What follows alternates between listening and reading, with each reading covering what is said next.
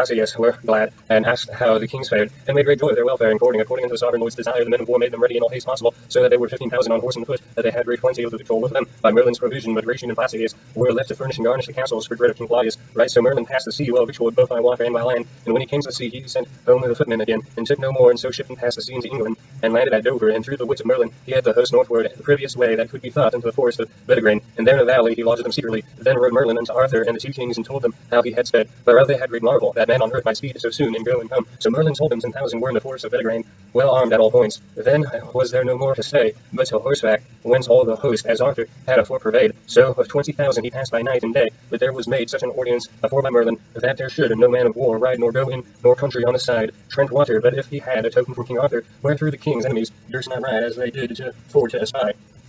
Chapter 12.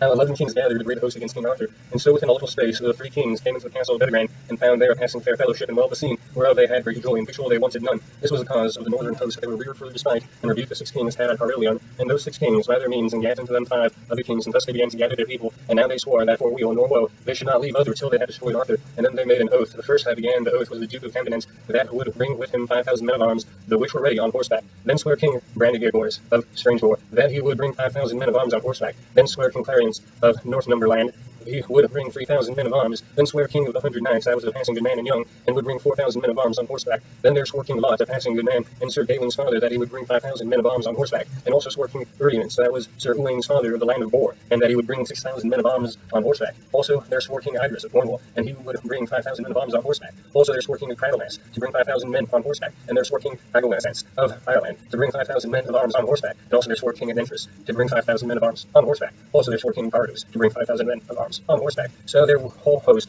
was of clean men of arms on horseback 50,000, and a foot 10,000 of good men's bodies. Then were they soon ready, and mounted upon horse, and sent forth their 4 riders, for these 11 kings in their ways laid a siege unto the castle of Bedegraine. And so they departed, and drew towards Arthur, and left few to abide at the siege, for the castle of Bedegraine was holden on of King Arthur, and the men that were therein were Arthur's. Chapter 13. Of a dream of the king with the 100 knights. So by Merlin's advice there were sent 4 riders to skim the country, and they met with the 4 riders of the north, and made them to tell which way the host came, and then they told it to Arthur. And by King Ban and Boar's counsel they let burn and destroy all the country afore them. There they should ride. The king with the 100 knights met a wonder during 2 nights. Before the battle there blew a great wind, and blew down their castles and their towns. And after that came a water, and buried all away. All that heard of the Sweden said a token of great battle. Then by counsel of Merlin, when they wist which way the 11 kings would ride, and lodged that night at midnight, they set upon them as they were in their pavilions. But the scout watch by their host cried, Lords at arms, for here be your enemies at your hand. Chapter 14. How the 11 kings with their host fought against Arthur and his host, and many great feats of the war. Then King Arthur and King Ban and King Bors, with their good and trusty knights, set on them so fiercely that they made them overthrow their pavilions on their heads. But their 11 kings, by many prowess of arms, took a fair campaign. But there was a slain that Moro tied 10,000 good men's bodies, and so they had afore them a strong passage. Yet were they 50,000 of hardy men. Then it drew towards day. Now shall ye do by mine advice, said Merlin, unto the 3 kings. I would that King Ban and King Bors and their fellowship of 10,000 men were put in a wood here beside, in an ambushment, and keep them privy, that they be laid where the light of the day come, and they stir not till ye and your knights have fought with them long. And when it is daylight, dress your battle even afore them, and the passage, that they may see all your hosts. For then will they be the more hardy when they see you but about 20,000 men, and cause them to be gladder to suffer you and your host to come over the passage. All the 3 kings and the whole barons said that Merlin said passingly well, and it was done not as Merlin had advised. So on the morn, when either host saw other, the host of the north was well comforted. Then to Orpheus and Brasias were delivered 3,000 men of arms, and they set on them fiercely in the passage, and slew on the right hand and on the left hand, that it was wonder to tell, that the 11 kings saw there was so few a fellowship did such a deed of arms, they were ashamed, and set on them again fiercely. And there was Sir Orpheus, a horse slain under him, but he did marvellously well on foot. But the Duke Constance of Camdenant and King Clarence of Northumberland